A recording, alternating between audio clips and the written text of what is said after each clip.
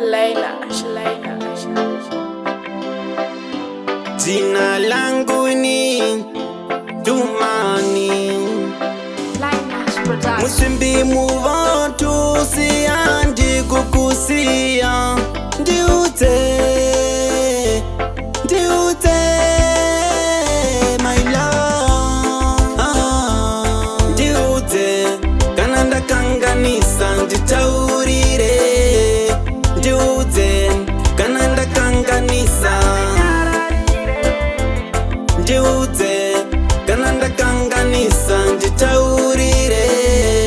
Ndiute kana ndakanganisa. Ulitembalami iwe pandakanganisa ndisirise. Usanyarare ndanga ndichitindanata ini ndakurwadzisa. Sorry tembalami ndiwe wandodisisa. Ndiute kana ndakanganisa nditaurire. Ndiute kana ndakanganisa. Ndiute kana ndakanganisa nditaurire. Ndiute kana ndakanganisa. Mwanasikana Samantha ndanda tuti chapfeka. Andidi undisiya ndapota. Ndiri king, you are my queen. Andidi sishukane baby lavi. Andidi sishukane my love. Ndiute kana ndakanganisa nditaurire. Ndiute kana ndakanganisa. Ndiute kana ndakanganisa nditaurire.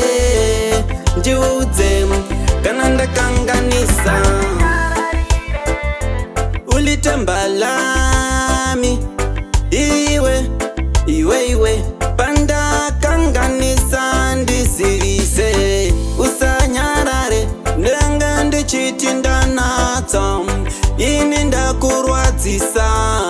Sorry tembalami ndiwe wandodisisa. Ndiute kana ndakanganisa nditaurire. Ndiute kana ndakanganisa. Ndiute kana ndakanganisa nditaurire. Ndiute kana ndakanganisa. Mwanasikana Samantha ndanda tuti chapfeka.